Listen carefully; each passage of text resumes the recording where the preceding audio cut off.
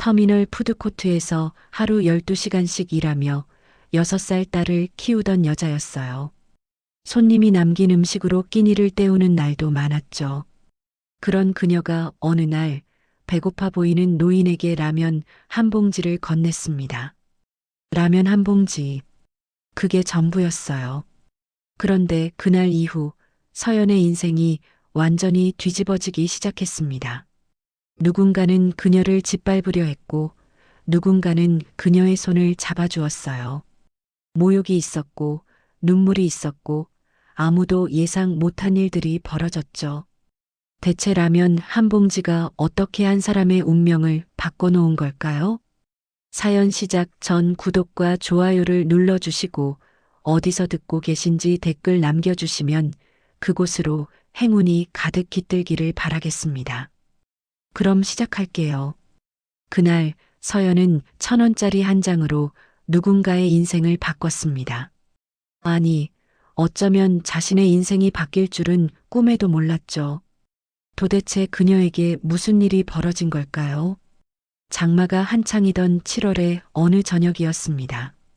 인천 외곽의 낡은 빌라, 반지하 창문으로 빗물이 줄줄 흘러내리고 있었어요. 창문 높이가 지면과 거의 같아서 비가 오면 마치 수족관 안에 갇힌 것 같았죠. 바깥에서 지나가는 사람들의 발목만 겨우 보이는 그런 집이었습니다. 서연은 젖은 운동화를 현관에 벗어두고 한숨을 삼켰어요. 신발 안에 스며든 물이 발가락 사이로 차갑게 흘렀습니다. 퇴근길은 언제나 무거웠어요. 터미널 푸드코트에서 하루 종일 서서 일하면 다리가 천근만근이었거든요.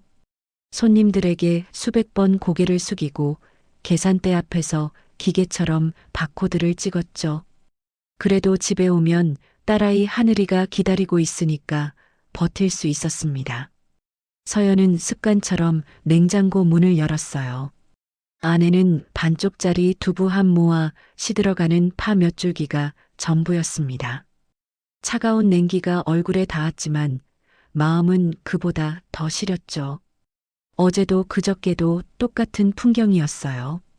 한참을 그 앞에 서서 문을 닫지 못했습니다.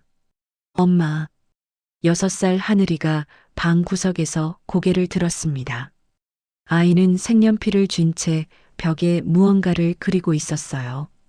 동그라미 안에 선이 뻗어나가고 그 옆에 또 다른 도형이 이어지는 알 수 없는 기호들. 서연은 지우라고 말하려다 입을 다물었습니다. 벽에 그림을 그리면 보증금에서 수리비를 뗀다던 집주인의 말이 떠올랐어요. 하지만 아이의 집중한 눈빛을 차마 끊을 수가 없었죠. 저 그림이 무슨 뜻인지는 모르겠지만 하늘이에게는 분명 의미가 있을 거예요. 달력에는 빨간 동그라미가 2개 찍혀 있었습니다. 하나는 사채 이자 마감일, 또 하나는 월세 갱신 거절 통보일이었죠. 서연은 계산기를 꺼내 숫자를 두드리다가 이내 전원을 껐어요.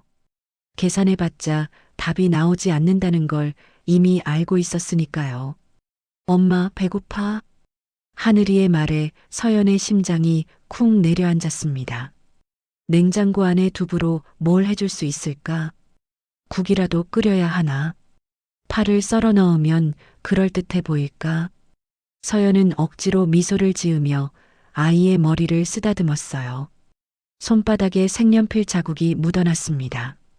빨강, 노랑, 파랑. 아이의 작은 손에 남은 색깔들이 왠지 모르게 눈물나게 예뻤죠. 불을 끄자 방 안에 빗소리가 가득 찼습니다. 후두둑, 후두둑. 창문을 때리는 소리가 마치 누군가 문을 두드리는 것 같았어요. 서연은 어둠 속에서 천장을 바라봤습니다. 내일 새벽 5시에 일어나 터미널로 출근해야 해요. 청소반장 노기문 아저씨가 자판기 커피를 건네며 농담을 던지겠죠. 그 사소한 인사가 하루를 버티게 하는 유일한 온기라는 사실이 서글펐습니다. 하늘이의 고른 숨소리가 들려왔어요. 서연은 아이의 손을 살며시 잡았습니다. 손바닥에 남은 색연필 자국이 손끝에 닿았죠. 오늘도 버텼다. 서연은 속으로 되뇌었습니다. 내일도 버티자. 빗줄기가 점점 거세지고 반지하의 밤은 더욱 깊어졌습니다. 창문 너머로 가로등 불빛이 물에 번져 흔들리고 있었어요. 서연은 아직 몰랐습니다. 라면 한 봉지가 모든 것을 바꿔놓을 거라는 사실을요. 그녀의 작은 선택이 어떤 기적을 불러올지 아무도 몰랐습니다. 새벽 5시 서연은 잠든 하늘이 이불을 덮어주고 집을 나섰습니다. 아직 해가 뜨지 않은 골목길은 축축한 습기로 가득했어요. 어젯밤 내린 비가 웅덩이를 만들어 놓았고 서연은 그 사이를 조심히 피해 걸었죠. 버스 정류장까지 15분. 그 시간 동안 서연은 오늘 하루도 무사히 버텨야 한다고 되뇌었습니다. 인천종합터미널 푸드코트는 새벽부터 분주했어요. 장거리 버스를 기다리는 사람들이 허기를 달래러 들어왔고 서연은 그들 앞에서 계산대를 지켰습니다. 앞치마 끈을 고쳐 매면서 하루가 시작됐죠. 서연 씨, 이거. 익숙한 목소리에 고개를 들었습니다. 청소반장 노기문이 자판기 커피 2잔을 들고 서 있었어요. 머리카락에 서리가 내린 듯 하얗게 센 그는 늘 구부정한 자세로 복도를 쓸었지만 눈빛만은 따뜻했습니다. 서연은 얼른 2손을 내밀어 커피를 받았어요. 제가 드려야 하는데 아저씨가 맨날 주시네요. 괜찮아, 괜찮아. 아침에 따뜻한 거 한 잔 해야 힘이 나지. 김우는 손사래를 치며 웃었습니다. 그 웃음이 어찌나 소박한지 서연은 괜히 코끝이 찡해졌어요. 이 터미널에서 자신에게 말을 건네는 사람은 김훈뿐이었거든요. 다른 직원들은 서연을 그저 계산대 뒤의 투명인간쯤으로 여겼습니다. 커피를 한 모금 마시는데 김훈이 걸레를 짜며 혼잣말처럼 중얼거렸어요. 세상에 사람 값어치가 뭐로 정해지는지 아나? 서연은 멈칫했습니다. 김훈의 시선이 저 멀리 VIP 라운지 쪽을 향해 있었어요. 고급 정장을 입은 남자가 청소 아주머니에게 뭐라고 소리를 지르는 중이었습니다. 커피가 바닥에 쏟아져 있었고 청소 아주머니는 연신 고개를 숙이고 있었죠. 저 인간 매일 와서 난리야. 돈 좀 있다고 사람을 개취급하지. 김훈의 목소리가 낮게 깔렸습니다. 주름진 얼굴에 쓸쓸함이 스쳤어요. 근데 말이야, 서연 씨. 김훈이 서연을 똑바로 바라봤습니다. 그 눈빛이 어느 때보다 진지했어요. 사람 값어치는 통장 잔고로 정해지는 게 아니야. 어려운 사람한테 어떻게 하느냐. 그게 그 사람 진짜 수준이지.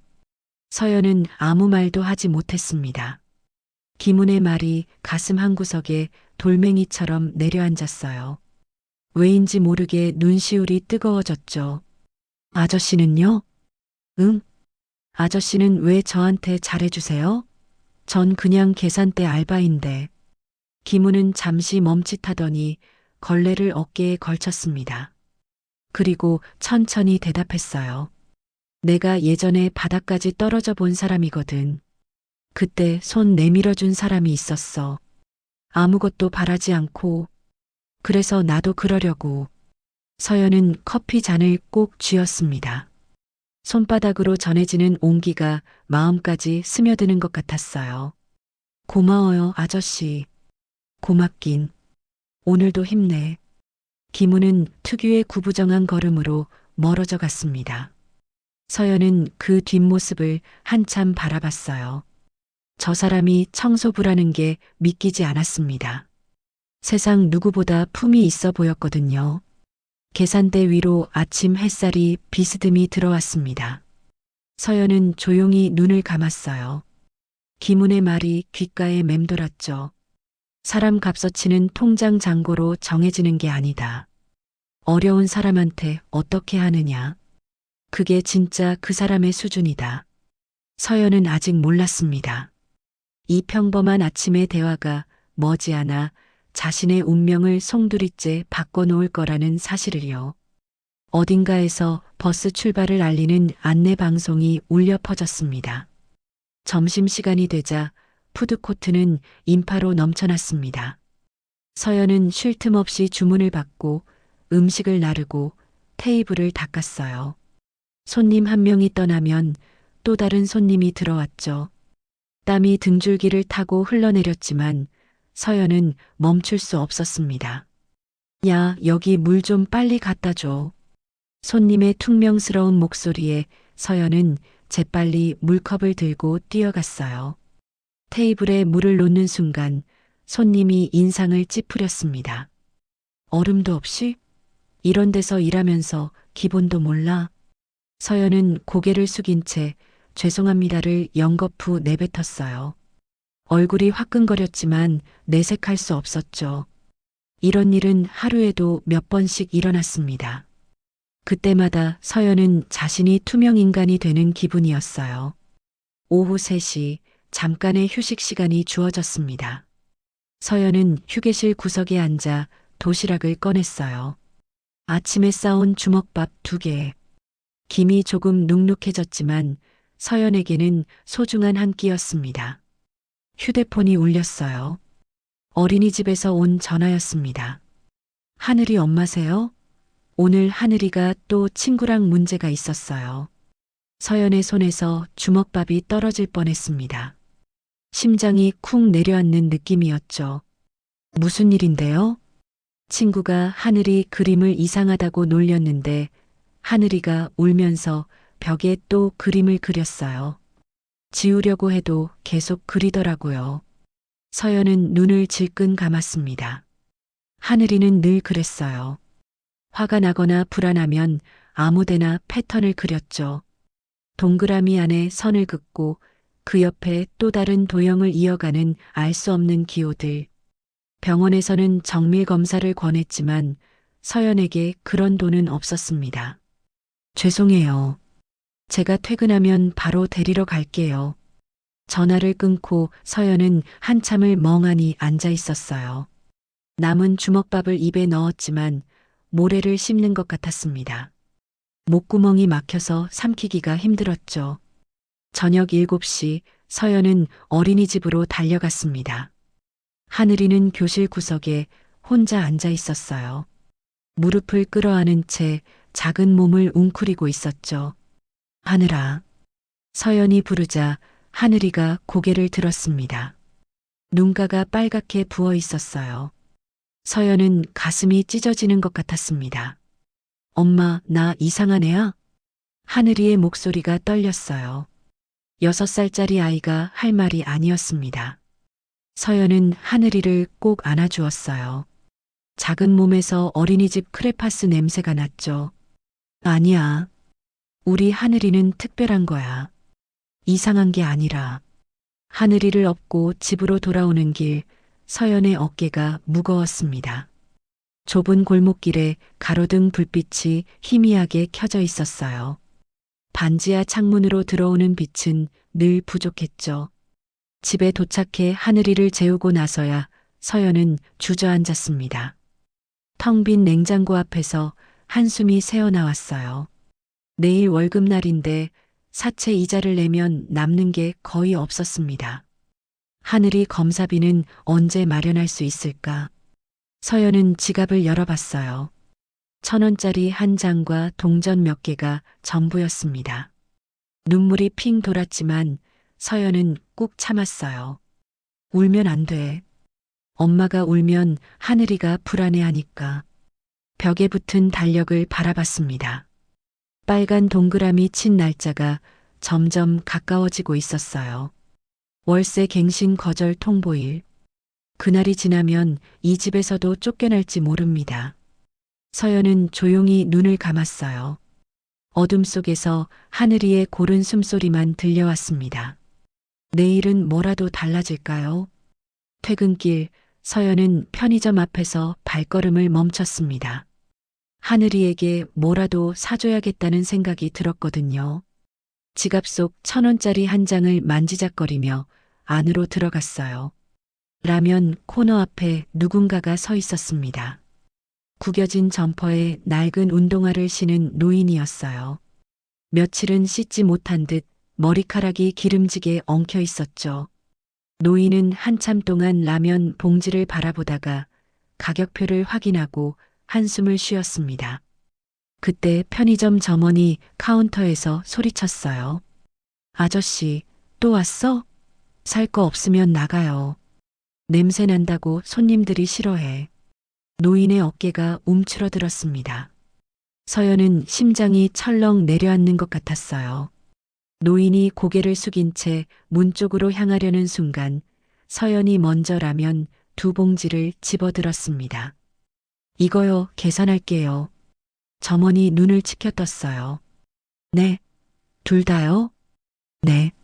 서연은 1,000원짜리를 내밀었습니다. 한 봉지에 500원. 딱 2봉지를 살 수 있는 돈이었죠. 계산을 마치고 서연은 노인에게 다가갔어요.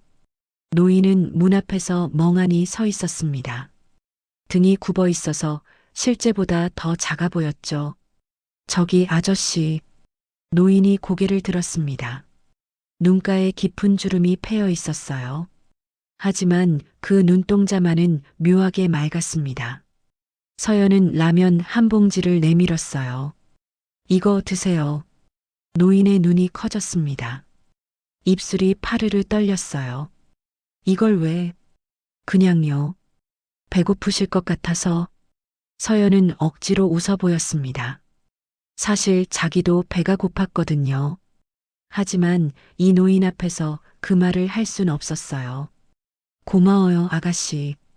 노인의 목소리가 갈라졌습니다. 그 한마디에 서연의 코끝이 찡해졌어요. 그때 뒤에서 누군가의 비웃음이 들려왔습니다. 양복을 입은 중년 남자가 편의점에 들어오다가 둘을 보며 코웃음을 쳤어요. 거지한테 거지가 뭘 준다고 쇼를 하네. 둘이 같이 구걸이나 하지 그래.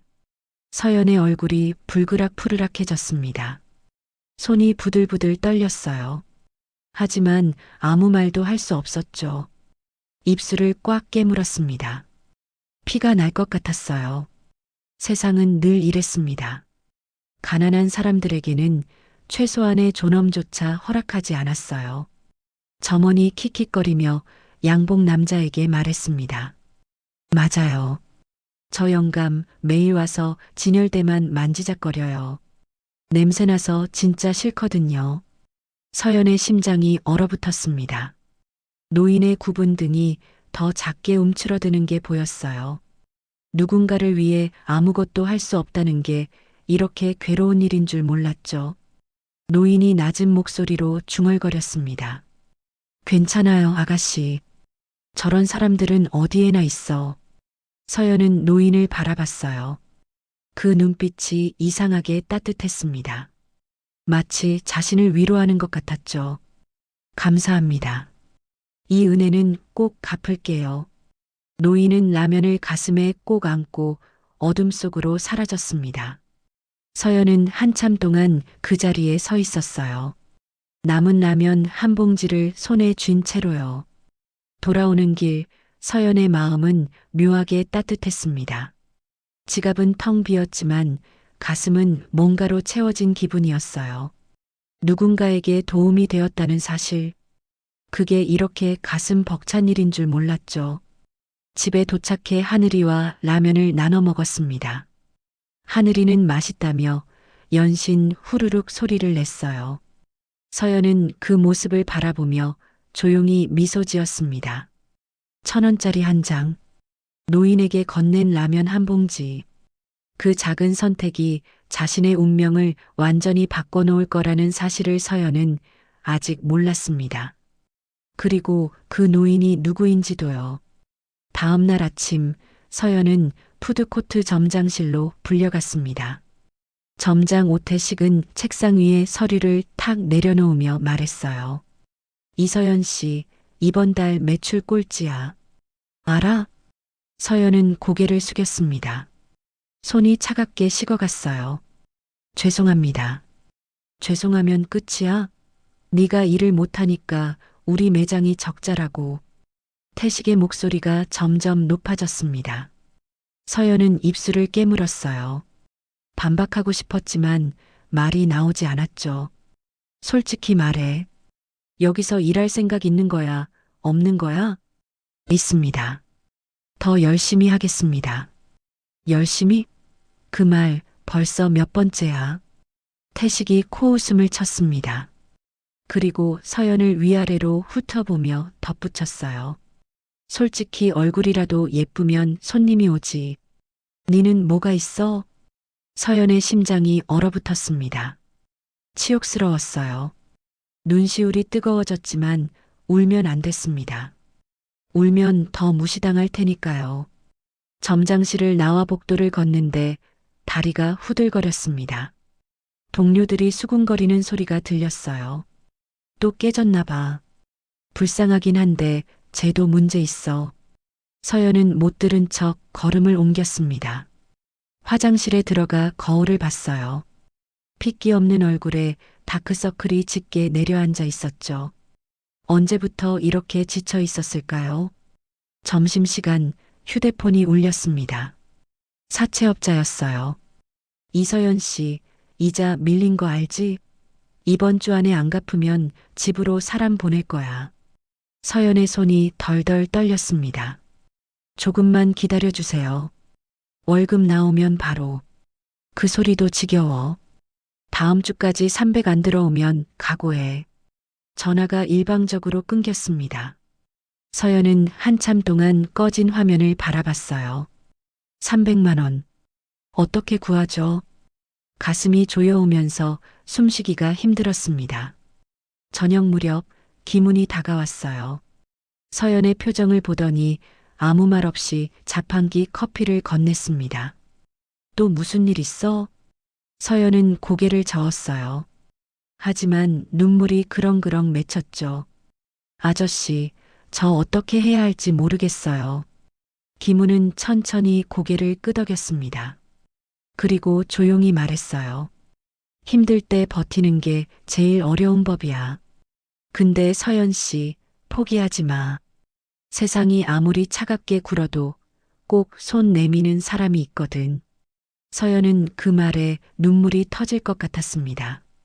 하지만 꾹 참았어요. 여기서 울면 무너질 것 같았거든요.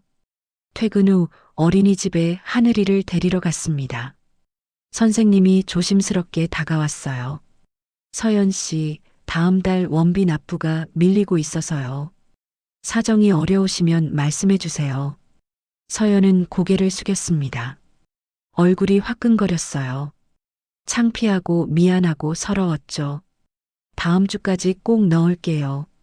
집으로 돌아오는 길, 하늘이가 서연의 손을 꼭 잡았습니다. 엄마, 왜 울어? 서연은 깜짝 놀랐어요. 자기도 모르게 눈물이 흐르고 있었거든요. 얼른 손등으로 눈물을 닦았습니다. 안 울어. 엄마 안 울어. 거짓말. 엄마 눈 빨개. 하늘이의 작은 손이 서연의 볼을 어루만졌어요. 그 따뜻한 손길에 서연은 가슴이 먹먹해졌습니다. 괜찮아, 하늘아. 엄마 괜찮아. 하늘이를 꼭 안았습니다. 아이의 머리카락에서 어린이집 비누 냄새가 났어요. 이 아이를 위해서라도 무너지면 안 됐습니다. 반지하 방으로 들어서자 차가운 공기가 얼굴을 때렸어요. 창문 너머로 지나가는 사람들의 발이 보였습니다. 서연은 조용히 눈을 감았어요. 며칠 후 터미널에 낯선 손님이 찾아왔습니다. 검은색 정장을 입은 젊은 남자였어요. 단정하게 빗어넘긴 머리와 날카로운 눈매가 인상적이었죠. 그는 푸드코트를 한 바퀴 둘러보더니 서연에게 다가왔습니다. 이서연 씨 맞으시죠? 서연은 깜짝 놀랐어요. 자신의 이름을 아는 낯선 사람이라니요. 네, 그런데 누구세요? 남자는 명함을 내밀었습니다. 한성그룹 회장 비서실. 장기표. 서연은 눈을 의심했어요. 한성그룹이라면 국내 굴지의 대기업 아닌가요? 갑자기 찾아뵈서 죄송합니다. 잠깐 시간 괜찮으시면 말씀드릴 게 있어서요. 서연은 어리둥절한 채로 기표를 따라 구석 테이블로 갔습니다. 심장이 두근거렸어요. 무슨 일일까? 혹시 자신이 뭘 잘못한 걸까? 기표는 자리에 앉자마자 본론을 꺼냈습니다. 단도직입적으로 말씀드릴게요. 저희 회장님께서 서연 씨를 만나고 싶어 하십니다. 네, 저를요? 왜요? 서연의 목소리가 떨렸어요. 전혀 이해가 되지 않았죠. 자세한 건 회장님께서 직접 말씀하실 겁니다. 다만 서연 씨가 며칠 전 편의점에서 어떤 분께 라면을 건네셨다고 들었습니다. 서연의 숨이 멎었습니다. 그 노인, 구겨진 점퍼를 입고 라면 앞에서 한숨 쉬던 그 노인이 떠올랐어요. 그 아저씨가 누구세요? 기표는 잠시 망설이다가 조용히 대답했습니다. 저희 회장님이십니다. 한성그룹 최만호 명예회장님. 서연의 머릿속이 하얗게 변했습니다. 귀가 멍해지고 심장이 멈춘 것 같았어요. 그 노숙자 같던 노인이 대기업 명예회장이라고요. 장난치는 건가? 아니면 사기꾼인가? 하지만 기표의 표정은 진지하기 그지없었어요. 회장님께서 서연 씨의 선의에 깊이 감동하셨습니다. 직접 감사 인사를 드리고 싶다고 하셨어요. 서연은 아무 말도 할 수 없었습니다. 머리가 빙빙 돌았어요. 1,000원짜리라면 한 봉지. 자기도 배고팠지만 건넸던 그 라면.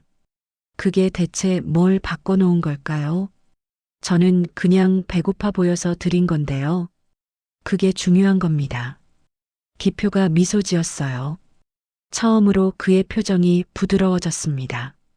요즘 세상에 아무것도 바라지 않고 손 내미는 사람이 얼마나 있겠습니까? 회장님께서 그 마음에 감동받으셨어요. 서연은 손을 꼭 쥐었습니다. 손바닥에 땀이 배어 있었어요. 이게 현실인지 꿈인지 분간이 안 됐죠. 내일 오후 3시에 회장님 댁으로 와주시면 됩니다. 제가 모시러 가겠습니다. 기표는 주소가 적힌 종이를 건넸습니다. 서연은 떨리는 손으로 그것을 받았어요. 기표가 떠난 후 서연은 한참 동안 그 자리에 앉아 있었습니다. 명함을 들여다봤어요. 한성그룹. 정말 진짜인 걸까? 그때 기문이 다가왔습니다. 무슨 일이야? 얼굴이 하얘졌네. 서연은 기문을 바라봤어요. 입술이 떨렸습니다. 아저씨, 저 이상한 일이 생겼어요. 기문은 서연의 이야기를 듣더니 천천히 고개를 끄덕였습니다. 그의 눈가에 알 수 없는 미소가 스쳤어요. 마치 무언가를 알고 있는 사람처럼요. 좋은 일 생길 거야, 서연 씨. 분명히. 서연은 그 말을 믿고 싶었습니다. 하지만 마음 한구석에서는 불안이 꿈틀거렸어요. 세상에 공짜는 없다는 걸 너무 잘 알았으니까요. 집으로 돌아오는 길, 서연은 명함을 꺼내 다시 봤습니다. 한성그룹 회장 비서실. 손끝이 떨렸어요. 내일 자신의 인생이 어떻게 바뀔지 아무도 몰랐습니다. 다음 날 오후 기표가 운전하는 검은색 승용차가 서연을 태웠습니다. 차 안은 가죽 냄새가 났고 좌석은 구름처럼 푹신했어요. 서연은 긴장한 채 창밖을 바라봤습니다. 도심을 벗어나자 넓은 저택들이 하나둘 나타났죠. 차가 거대한 철문 앞에 섰습니다. 문이 천천히 열리고 긴 진입로가 펼쳐졌어요.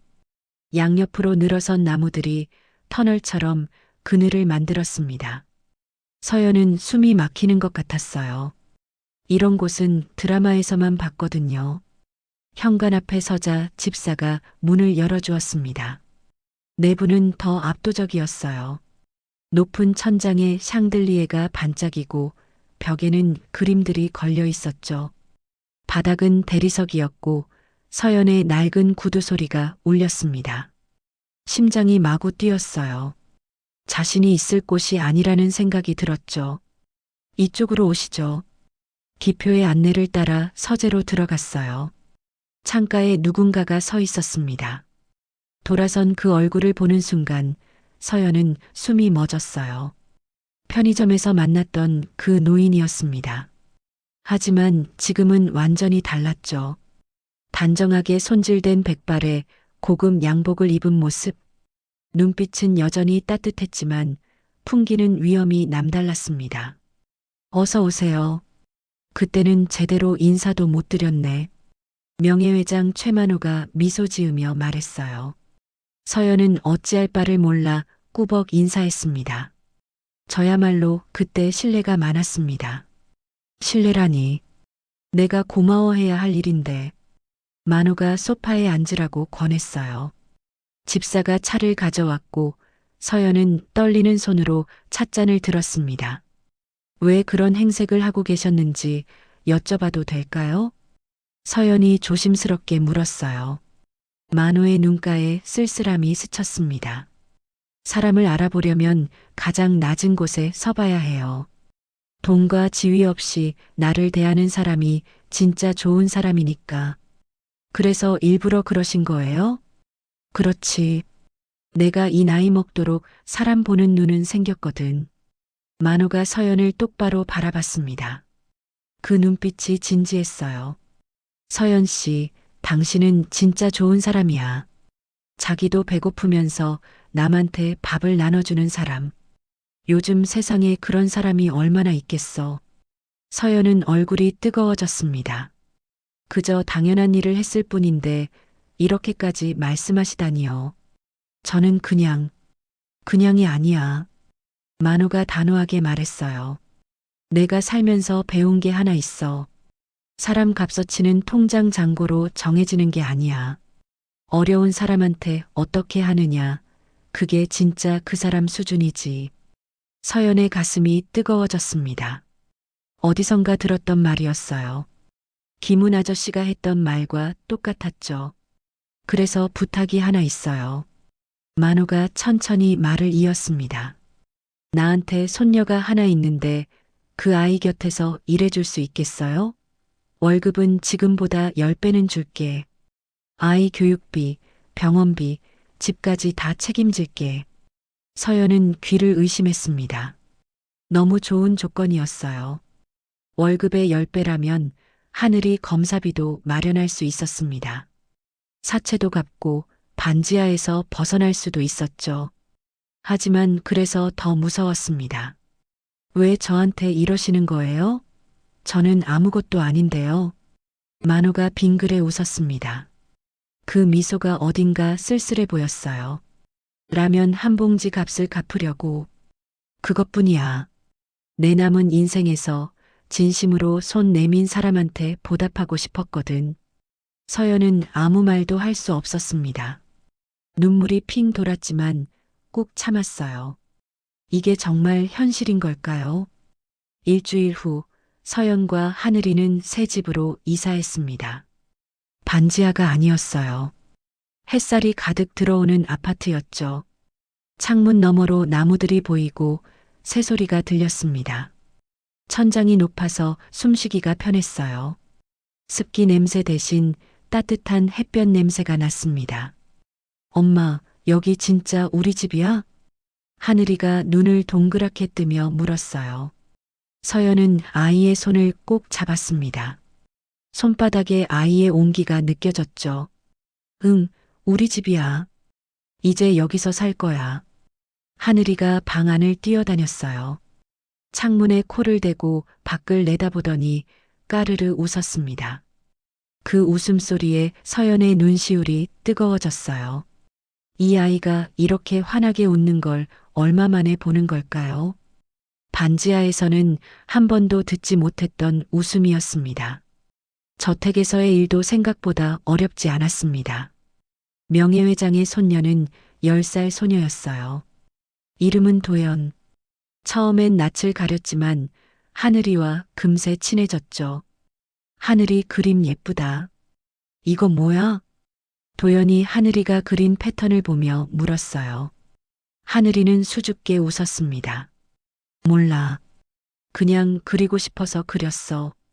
서연은 두 아이가 나란히 앉아 그림을 그리는 모습을 바라봤어요. 가슴이 따뜻해졌습니다. 하늘이의 그림이 조금씩 달라지고 있었거든요. 예전엔 날카로운 선과 어두운 색이 많았는데 이제는 둥글고 밝은 색이 늘어났죠. 명예회장 만호는 서연을 친딸처럼 대해줬습니다. 밥은 잘 먹고 다니냐고 물었고 하늘이 학교는 잘 다니냐고 챙겼어요. 서연은 그런 관심이 어색하면서도 감사했습니다. 회장님, 정말 감사합니다. 저한테 이렇게까지 해주셔서. 뭘 그래? 내가 더 고마운 거야. 만호가 빙그레 웃었어요. 하지만 가끔 그의 눈에 그늘이 스치는 게 보였습니다. 무언가 말 못할 사정이 있는 것 같았죠. 어느 날 서연은 저택에서 낯선 사람들과 마주쳤어요. 중년 남자와 그의 아내, 그리고 젊은 남자. 그들은 서연을 위아래로 훑어보며 인상을 찌푸렸습니다. 아버지가 또 이상한 사람을 들였네. 대체 저런 애는 뭐야? 중년 여자가 대놓고 수군거렸어요. 그 옆에 젊은 남자가 비웃음을 흘렸습니다. 돈 노리는 거 아니야? 요즘 저런 애들 많잖아. 서연은 못 들은 척 고개를 숙였습니다. 심장이 쿵쿵 뛰었어요. 손끝이 차가워지고 등에 식은땀이 흘렀습니다. 익숙한 감정이었죠. 무시당하고 깔보이고 눈치 보는 그 감정. 하지만 예전과 달랐습니다. 서연에게는 지켜야 할 것이 생겼으니까요. 하늘이와 도연이가 웃으며 그림을 그리는 모습이 떠올랐어요. 이 행복을 지키기 위해서라면 뭐든 할 수 있었습니다. 퇴근 후 터미널에 들렀어요. 김훈을 만나기 위해서였죠. 김훈은 여전히 걸레를 들고 복도를 쓸고 있었습니다. 아저씨. 서연이 손을 흔들자 김훈이 환하게 웃었어요. 어이, 잘 지내나? 네, 덕분에요. 아저씨, 정말 감사해요. 아저씨 말대로 좋은 일이 생겼어요. 김훈은 천천히 고개를 끄덕였습니다. 그의 눈가에 알 수 없는 미소가 스쳤어요. 잘 됐네. 근데 서연 씨, 기억해. 좋은 일 뒤에는 항상 시련이 따라오는 법이야. 마음 단단히 먹어. 서연은 그 말이 무슨 뜻인지 알 것 같았습니다. 저택에서 만난 그 사람들. 그들의 눈빛이 예사롭지 않았거든요. 하지만 지금은 행복했습니다. 하늘이가 웃고 배부르게 먹고 따뜻한 집에서 잠들 수 있으니까요. 이 행복이 영원하길 바랐어요. 어느 날 저녁 저택에서 갑작스러운 가족 모임이 열렸습니다. 명예회장의 아들 최도경과 그의 아내, 그리고 손자가 모두 모였어요. 서연은 도연이를 돌보며 조용히 자리를 지켰습니다. 분위기가 심상치 않았어요. 도경이 테이블을 탁 치며 소리쳤습니다. 아버지, 대체 저 여자가 뭔데 우리 집에 들어와 있는 거예요? 출신도 모르는 여자를 데려다 손녀를 맡기다니. 만호의 표정이 굳었어요. 하지만 목소리는 차분했습니다. 도경아, 서연 씨는 내가 직접 검증한 사람이야. 도연이한테 필요한 사람이고. 검증이요? 터미널 청소부 옆에서 일하던 계산대 알바가 뭘 검증받았다는 거예요? 도경의 아내가 코웃음을 쳤어요. 서연의 얼굴이 화끈거렸습니다. 손이 떨렸지만 꾹 참았어요. 저런 여자가 도연이 곁에 있으면 교육이 안 좋아요.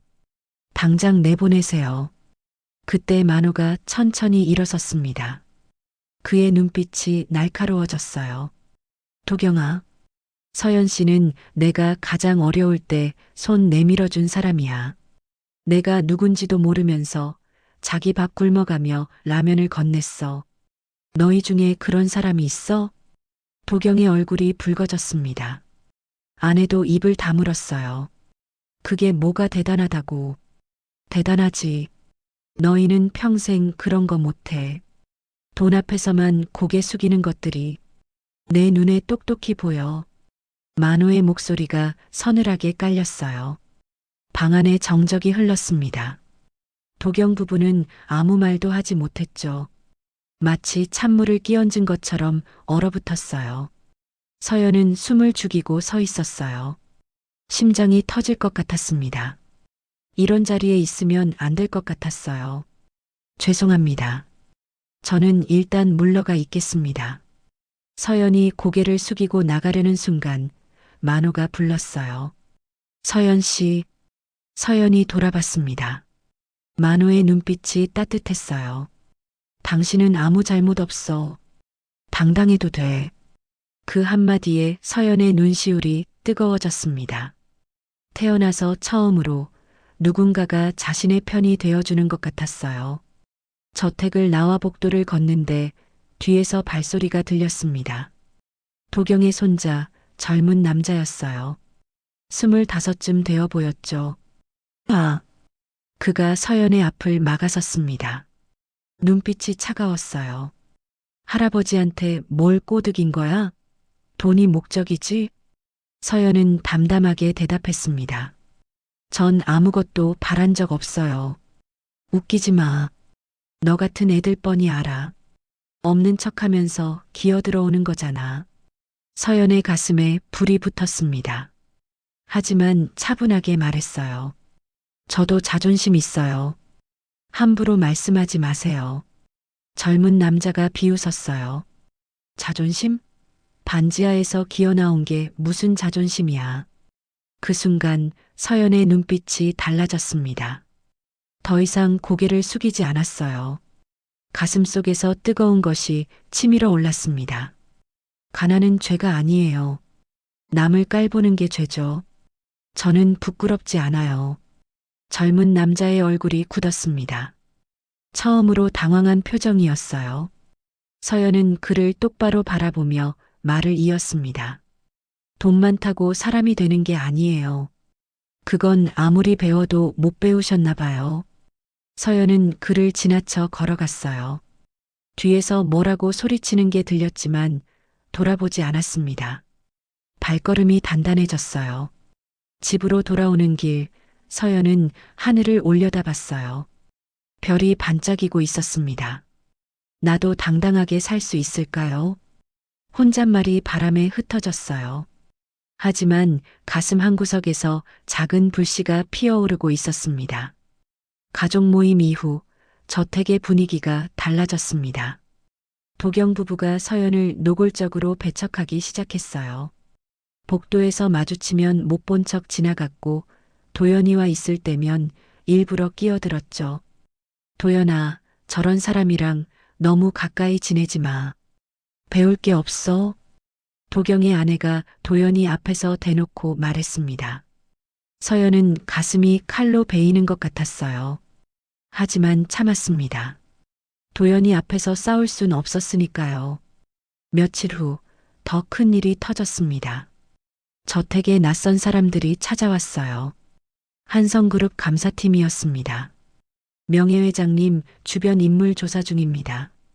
이서연 씨, 잠깐 얘기 좀 할까요? 서연은 심장이 덜컥 내려앉았어요. 무슨 일인지 알 것 같았습니다. 도경이 손을 쓴 게 분명했죠. 좁은 회의실에서 질문이 쏟아졌습니다. 명예회장님과 어떻게 알게 되셨죠? 저택에서 어떤 일을 하고 계십니까? 금전적인 거래나 선물 받으신 적 있으세요? 혹시 명예회장님의 재산에 관심 있으신 건 아니죠? 서연은 떨리는 목소리로 하나하나 대답했어요. 손이 부들부들 떨렸습니다. 하지만 감사팀의 눈빛은 차가웠어요. 마치 범죄자를 신문하는 것 같았죠. 서연은 자신이 뭘 잘못했는지 알 수 없었습니다. 조사가 끝난 후 서연은 화장실에 숨어 울었습니다. 억울했어요. 자신은 아무것도 바란 적 없었는데 그저 배고파 보이는 노인에게 라면을 건넸을 뿐인데 저녁에 기표가 조용히 다가왔어요. 서연 씨, 괜찮으세요? 네, 괜찮아요. 하지만 서연의 목소리는 떨리고 있었습니다. 기표가 한숨을 쉬었어요. 도경 상무님이 감사팀에 지시한 것 같아요. 서연 씨를 내보내려고 별짓을 다 하시네요. 서연은 입술을 꽉 깨물었습니다. 알고 있었어요. 자신은 그들에게 눈엣 가시였으니까요. 왜 이러는 걸까요? 저는 정말 아무것도. 그게 바로 문제예요. 기표가 조용히 말했습니다. 서연 씨가 아무것도 바라지 않으니까 더 무서운 거예요. 저 사람들은 다 돈이 목적인데 서연 씨만 다르니까. 서연은 고개를 떨궜어요. 세상이 너무 차갑게 느껴졌습니다. 집에 돌아오니 하늘이가 기다리고 있었어요. 아이는 서연의 얼굴을 보더니 금세 눈치를 챘습니다. 엄마 울었어? 아니야. 엄마 안 울었어. 거짓말. 엄마 눈 빨개. 하늘이가 작은 손으로 서연의 볼을 감쌌어요. 그 따뜻한 손길에 서연의 눈물이 터질 것 같았습니다. 엄마, 나 그림 그렸어. 보여줄까? 하늘이가 스케치북을 내밀었어요. 해와 집, 그리고 두 사람이 손잡고 있는 그림이었습니다. 예전의 날카로운 패턴이 아니라 둥글고 따뜻한 그림이었죠. 이거 엄마랑 나야. 우리 집이야. 서연은 그 그림을 보며 눈물을 삼켰습니다. 이 아이를 위해서라도 무너지면 안 됐어요. 그날 밤 서연은 잠을 이루지 못했습니다. 천장을 바라보며 생각했어요. 이대로 쫓겨나면 어떡하지? 다시 반지하로 돌아가야 하나? 하늘이는 또 어두운 곳에서 살아야 하나? 불안이 파도처럼 밀려왔습니다. 숨이 막혔어요. 그때 휴대폰이 울렸습니다. 모르는 번호였어요. 이서연 씨? 내일 회장님 댁에서 중요한 발표가 있을 거예요. 꼭 참석하세요. 전화는 일방적으로 끊겼습니다. 서연은 꺼진 화면을 바라봤어요. 무슨 발표일까? 불안과 두려움이 뒤섞여 가슴을 조였습니다. 다음 날 서연은 저택으로 향했습니다. 심장이 불안하게 뛰었어요. 무슨 발표인지 알 수 없었지만 좋은 예감은 아니었죠. 저택에 도착하자 분위기가 심상치 않았습니다. 구급차가 서 있었고 의료진이 분주하게 움직이고 있었어요. 서연의 숨이 멎었습니다. 무슨 일이에요? 기표가 창백한 얼굴로 다가왔어요. 회장님이 쓰러지셨어요. 지금 병원으로 이송 중이세요. 서연의 다리가 풀렸습니다. 만호 회장님이, 그 따뜻했던 분이, 어떻게 왜? 과로와 스트레스라고 해요. 가족 문제로 많이 힘드셨나 봐요. 서연은 그 자리에 주저앉을 뻔했어요. 자기 때문인 것 같았습니다. 도경 부부와의 갈등, 감사팀 조사, 모든 게 자기 때문에 시작된 거잖아요. 그때 도경이 성큼성큼 다가왔습니다. 그의 눈이 도끼로 가득 차 있었어요. 너 때문이야. 내가 우리 집에 들어오고 나서 아버지가 저렇게 됐어. 서연은 아무 말도 할 수 없었습니다. 가슴이 찢어지는 것 같았어요. 아버지가 회복하시든 말든 넌 오늘부터 이 집에 발도 들이지 마. 알았어? 도경이 아내도 거들었어요. 그녀의 입꼬리가 비틀어져 있었습니다. 처음부터 수상했어. 돈 노리고 들어온 거 다 알아. 이제 그 꼬락서니 안 봐도 되겠네. 애 하나 달고 남의 집에 기생하려던 게 들통났네. 참 뻔뻔하기도 하지. 서연의 눈에서 눈물이 흘렀습니다. 억울했어요. 심장이 칼로 도려내지는 것 같았죠. 하지만 반박할 힘이 없었습니다.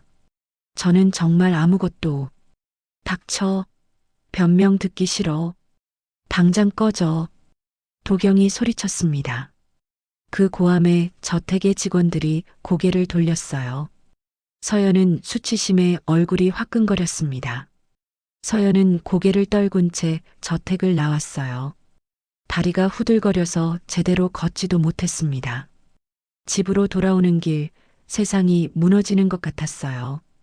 햇살이 가득 들어오던 아파트, 도연이와 웃으며 그림 그리던 시간, 만호 회장님의 따뜻한 미소, 모든 게 한순간에 사라졌습니다. 집에 도착하자 하늘이가 뛰어왔어요. 엄마.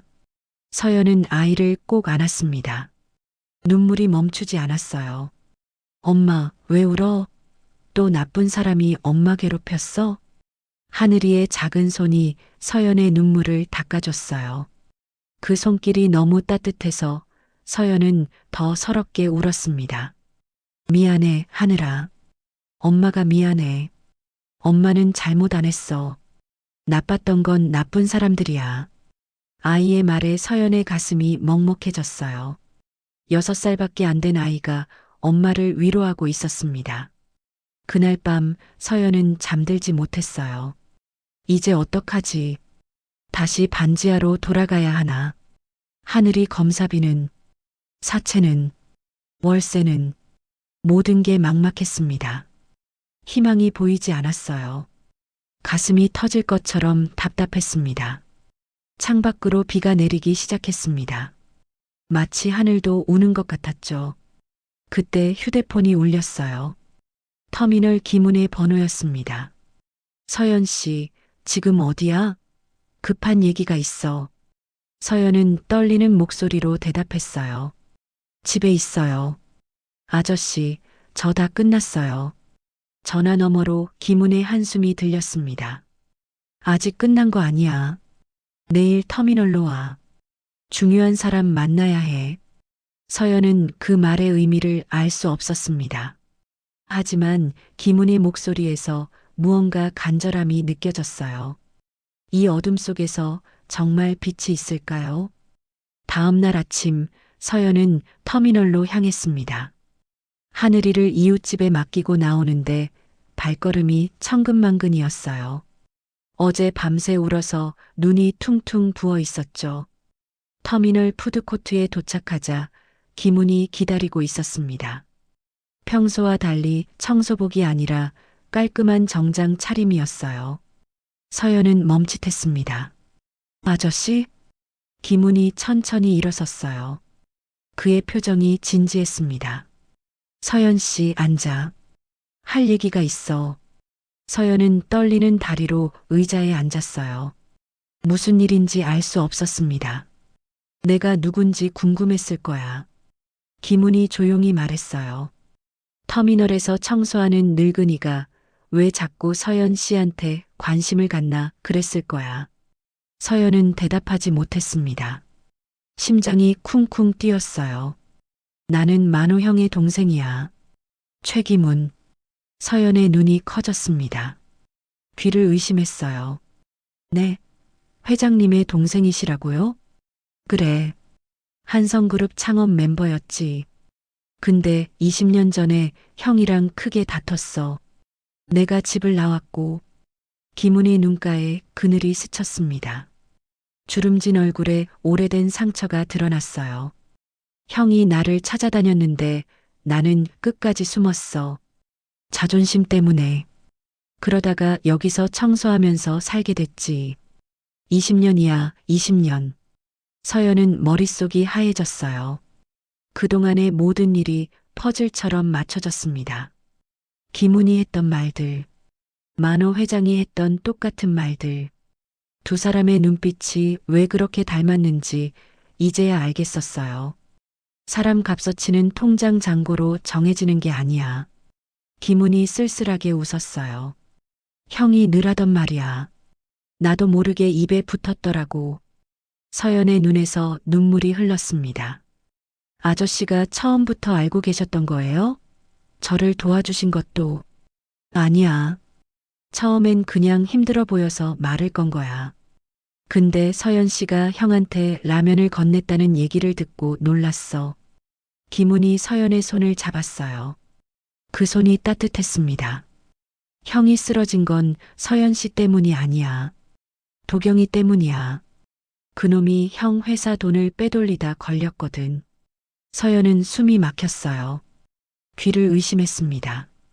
네, 그게 무슨 수십억을 빼돌렸어. 형이 그걸 알고 충격받은 거야. 자기가 키운 아들이 그런 짓을 했다는 게. 서연 씨는 아무 잘못 없어. 처음부터 끝까지. 서연의 가슴에서 무거운 돌이 굴러떨어지는 것 같았습니다. 억울함이 조금씩 풀리는 느낌이었어요. 눈앞이 흐려졌습니다. 형이 깨어나면 모든 게 달라질 거야. 도경이는 끝이야. 형이 다 알게 됐으니까. 김훈이 서연을 바라봤어요. 그의 눈빛이 단호했습니다. 서연 씨, 포기하지 마. 형이 깨어날 때까지 버텨. 형은 서연 씨를 가족처럼 생각해. 서연은 펑펑 울었습니다. 터미널 푸드코트에서 사람들이 보든 말든 울었어요. 너무 힘들었거든요. 혼자서 다 짊어지고 있다고 생각했는데 누군가가 자기 편이라는 걸 알게 되니까 그동안 참았던 눈물이 한꺼번에 쏟아졌습니다. 고맙습니다, 아저씨. 정말 정말 고맙습니다. 김훈이 서연의 어깨를 토닥였어요. 그 손길이 아버지처럼 따뜻했습니다. 울지 마. 이제 시작이야. 형이 깨어나면 모든 게 바뀔 거야. 그 말에 서연은 눈물을 닦았습니다. 가슴 속에서 작은 불씨가 다시 피어올랐어요. 어둠 속에서 희미한 빛이 보이기 시작했습니다. 사흘이 지났습니다. 서연은 하늘이와 함께 조용히 지내며 기다렸어요. 김훈의 말을 믿고 희망의 끈을 놓지 않았죠. 그러던 어느 날 오후 휴대폰이 울렸습니다. 기표의 번호였어요. 서연 씨, 회장님이 깨어나셨어요. 서연의 심장이 멈추는 것 같았습니다. 손이 떨렸어요. 정말요? 괜찮으신 거예요? 네, 의식도 또렷하시고 건강도 많이 회복되셨어요. 그리고 서연 씨를 찾으세요. 서연은 눈물이 핑 돌았습니다. 다리에 힘이 풀리면서 주저앉을 뻔했어요. 지금 당장 오실 수 있어요? 회장님이 기다리고 계세요. 서연은 하늘이를 이웃집에 맡기고 곧바로 병원으로 향했습니다. 택시 안에서 가슴이 콩닥콩닥 뛰었어요. 회장님이 깨어나셨다. 이제 모든 게 달라질 거라고 김훈이 말했죠. 병원에 도착하자 기표가 마중 나와 있었어요. 그의 표정이 밝았습니다. 회장님께서 많이 기다리셨어요. 어서 가세요. 서연은 떨리는 발걸음으로 병실로 향했습니다. 문을 열자 만호가 침대에 기대 앉아 있었어요. 창백했지만 눈빛만은 여전히 따뜻했습니다. 서연 씨, 만호가 먼저 손을 내밀었어요. 서연은 그 손을 잡으며 눈물을 흘렸습니다. 회장님, 정말 다행이에요. 정말. 내가 걱정 많이 끼쳤지? 미안해. 만호의 목소리가 낮게 떨렸어요. 서연은 고개를 저었습니다. 아니에요. 제가 죄송해요. 저 때문에 스트레스 받으셨잖아요. 무슨 소리야? 만호가 단호하게 말했어요. 서연 씨 때문이 아니야. 내 아들 때문이야. 그놈이 한 짓을 알고 나서 쓰러진 거야. 만호의 눈에 그늘이 스쳤습니다. 깊은 실망과 분노가 담겨 있었어요. 내가 키운 아들이 회사 돈을 빼돌렸어. 수십억을. 그것도 모자라서 서연 씨한테 누명까지 씌우려고 했지. 자기 아버지 병원에 실려간 날에도 서연은 가슴이 먹먹해졌어요. 아버지가 아들에게 배신당한 그 마음이 어땠을까요? 평생을 키운 자식이 그런 짓을 했다니. 모임을 열 거야. 만호가 천천히 말했습니다. 목소리에 결연함이 담겨 있었어요. 가족들 앞에서 모든 걸 밝힐 거야. 도경이가 한 짓도 서연 씨가 어떤 사람인지도 다 알게 해줄 거야. 서연은 놀라서 만호를 바라봤어요. 그러실 필요 없어요. 저는 괜찮아요. 아니야. 괜찮지 않아. 만호의 목소리가 단단해졌습니다. 서연 씨는 내가 가장 힘들 때 손 내밀어 준 사람이야. 그런 사람한테 누명 씌우고 내쫓고 모욕한 것들이 있어. 그냥 넘어갈 수 없어. 만호가 서연의 손을 꼭 잡았어요. 이번 주 토요일에 저택에서 모임을 열 거야. 서연 씨도 와야 해. 당당하게. 서연은 가슴이 뜨거워졌습니다. 두려웠지만 만호의 눈빛을 보니 용기가 났어요. 그동안 받았던 모욕들이 떠올랐습니다. 점장의 조롱, 도경 부부의 멸시, 감사팀의 신문. 이제 그 모든 것에 답할 때가 온 거였죠. 네, 회장님. 가겠습니다. 만호가 빙그레 웃었어요. 오랜만에 보는 따뜻한 미소였습니다. 그래. 이제 진짜 시작이야. 서연 씨가 어떤 사람인지 다 보여줄 거야. 서연은 병실을 나오며 하늘을 올려다봤어요. 구름 사이로 햇살이 쏟아지고 있었습니다. 마치 새로운 시작을 축복하는 것처럼요. 이제 더 이상 도망치지 않겠습니다. 당당하게 맞서겠어요. 하늘이를 위해서라도. 토요일 저택의 대홀에 가족들이 모였습니다. 도경 부부와 그들의 아들, 그리고 친척들까지. 분위기는 싸늘했어요. 모두가 만호의 발표를 기다리고 있었죠. 서연은 문 앞에 서서 떨리는 숨을 내쉬었습니다. 김훈이 옆에서 어깨를 토닥였어요. 괜찮아. 당당하게 들어가. 서연이 문을 열고 들어서자 모든 시선이 쏠렸습니다. 도경의 아내가 코웃음을 쳤어요. 어머, 저 여자가 왜 또 왔어? 쫓겨난 주제에. 서연은 대답하지 않았습니다. 고개를 똑바로 들고 걸어갔어요. 그때 만호가 휠체어에 탄 채로 나타났습니다. 기표가 밀어주고 있었죠. 도경이 반색했어요. 아버지, 몸은 좀 어떠세요? 만호는 대답하지 않았습니다. 차가운 눈빛으로 아들을 바라볼 뿐이었어요. 오늘 모인 이유를 알려주마. 만호의 목소리가 대홀에 울려 퍼졌습니다. 내 아들 도경이가 회사 돈 수십억을 빼돌렸다. 자기 계좌로. 대홀이 술렁였어요. 도경의 얼굴이 하얗게 질렸습니다.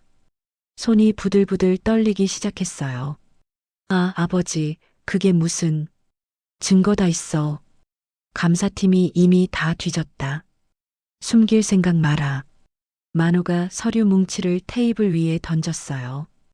두꺼운 서류가 쿵 소리를 내며 떨어졌습니다. 횡령 내역, 계좌 이체 기록, 다 여기 있어. 부인할 거야? 도경의 아내가 벌떡 일어났습니다. 얼굴이 불그락푸르락 변했어요. 이게 다 저 여자 때문이에요. 저 여자가 아버지를 꼬드긴 거라고요. 만호가 손을 들어 말을 끊었어요. 입 다물어. 더러운 입으로 서연 씨 이름 꺼내지 마. 목소리가 서늘했습니다. 도경의 아내가 얼어붙었어요. 서연 씨는 내가 가장 힘들 때 손 내밀어준 사람이야. 내가 누군지도 모르면서 자기 밥 굶어가며 라면을 건넸어. 너희 중에 그런 사람 있어? 대홀이 조용해졌습니다. 근데 너희는 뭘 했어? 그 사람한테 누명 씌우고 모욕하고 내쫓으려고 했지. 내 아들이라는 놈이.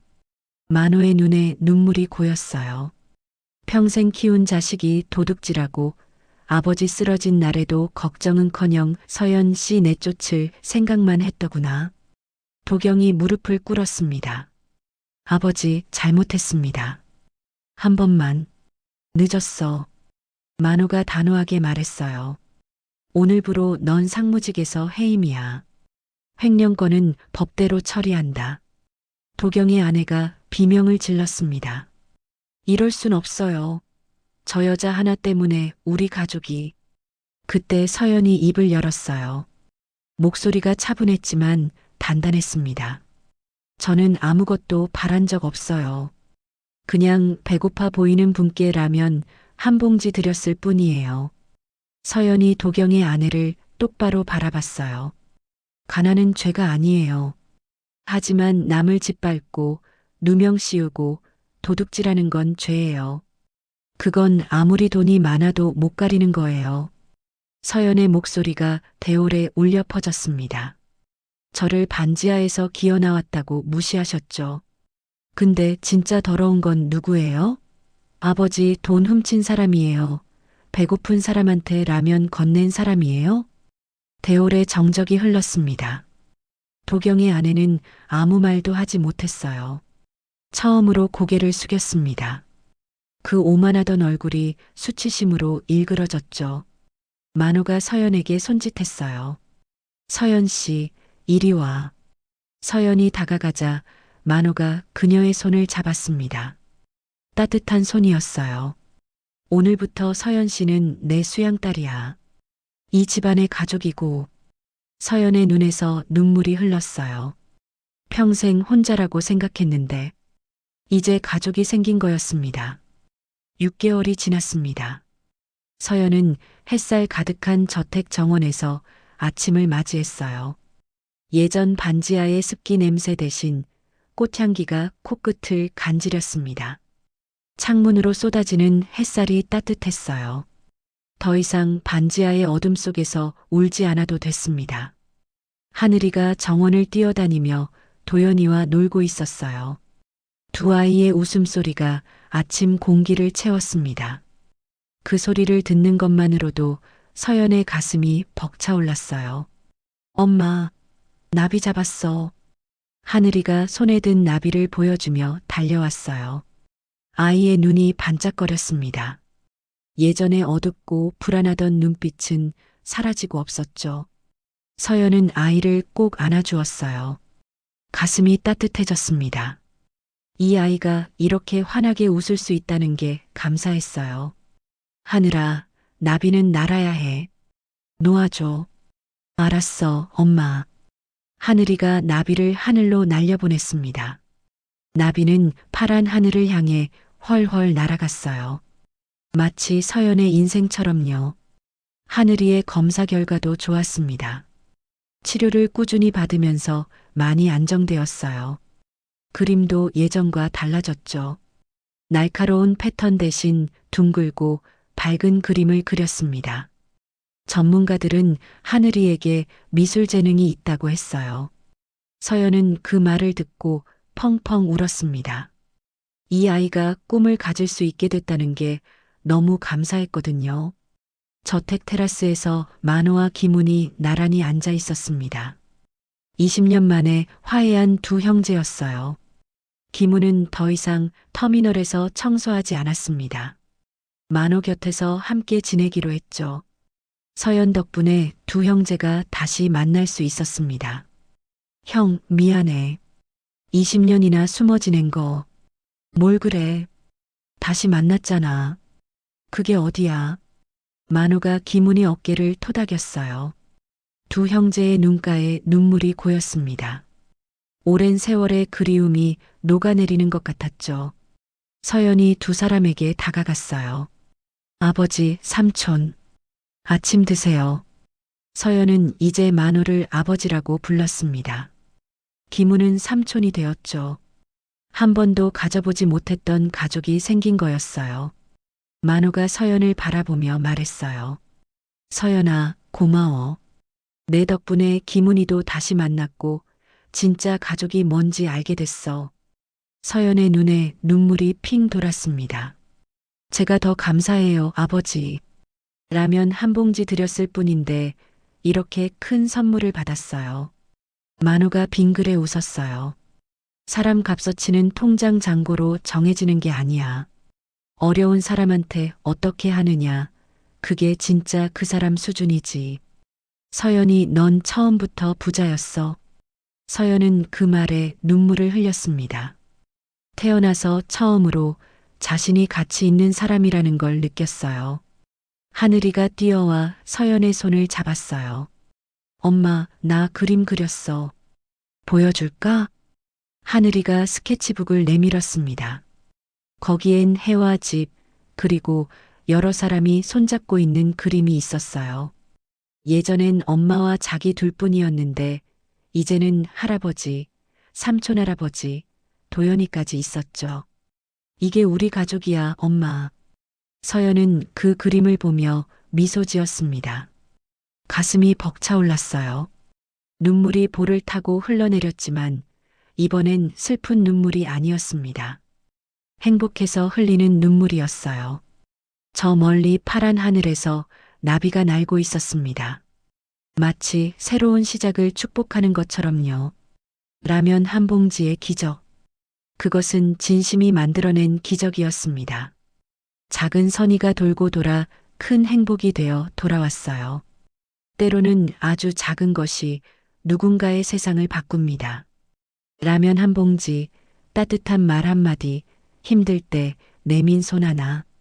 그것이 돌고 돌아 기적이 되어 돌아온다는 걸 서연은 온몸으로 증명했습니다. 오늘 당신이 건넨 작은 선의도 언젠가 누군가에게 기적이 될지 모릅니다. 오늘도 바로 인생의 이야기를 들어주셔서 감사합니다.